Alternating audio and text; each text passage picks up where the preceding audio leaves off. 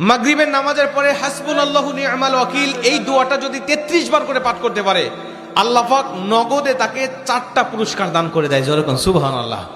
এবং এই পুরস্কারগুলো আপনি নিজের চোখে দেখতে পারবেন যে হাসবুনাল্লাহু নি'মাল ওয়াকিল এই দোয়াটা পাঠ করার কারণে আল্লাহ পাক আপনাকে কি কি বেনিফিট দান করেছে।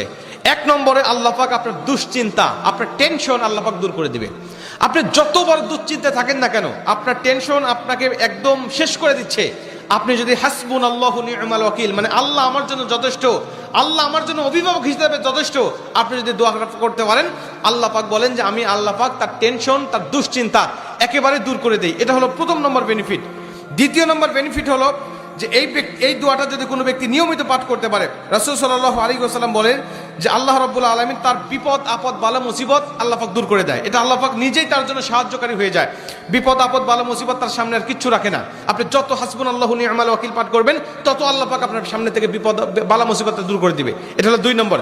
3 নম্বরে নবীজি সাল্লাল্লাহু আলাইহি ওয়াসাল্লাম বলছেন, যে ব্যক্তি হাসবুনাল্লাহু নি'মাল ওয়াকিল বেশি বেশি পাঠ করবে, আল্লাহ রাব্বুল আলামিন সে যদি কারোর দ্বারা জুলুম শিকার হয়ে থাকে, সে মাজলুম, তার উপরে কেউ জুলুম করেছে, তার উপরে কেউ কষ্ট দিয়েছে, তাকে এই কষ্টটা সে পেয়ে আল্লাহ পাকের কাছে হাসবুনাল্লাহু নি'মাল ওয়াকিল পাঠ করেছে, আল্লাহ পাক বলেন নিজেই আমি ওই মাজলুমের পক্ষে হয়ে যাই, জালিমের বিপক্ষে আমি আল্লাহ নিজের অবস্থানটা দাঁড় করা দেই। যেরকম সুবহানাল্লাহ।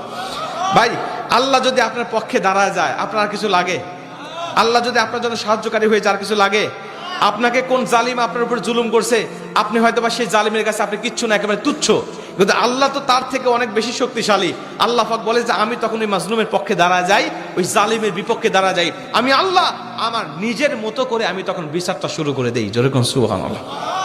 এজন্য যদি কেউ আপনার উপর জুলুম করে, আপনি হতাশা হবেন না, আপনি কষ্ট পাবেন না, আপনি আসমানের দিকে মুখটা উঁচা করে বলবেন হাসবুনাল্লাহু নি'মাল ওয়াকিল নি'মাল মাওলা ওয়া নি'মান নাসির।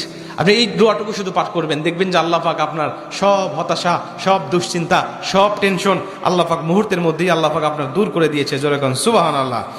এবং 4 নম্বরে রাসূল সাল্লাল্লাহু আলাইহি ওয়াসাল্লাম বলছেন যে তাকে আল্লাহ পাক দুনিয়া এবং আখিরাতের কল্যাণগুলো আল্লাহ পাক তাকে দান করে দেয়। দুনিয়াতে যত কল্যাণ, যত খারাপই আছে এগুলো দূর করে দেয়, কল্যাণগুলো আল্লাহ পাক দান করে দেয়। আবার আখিরাতের যত কল্যাণ লাগবে আপনার সব কল্যাণগুলো আল্লাহ পাক আপনাকে দান করে দিবে।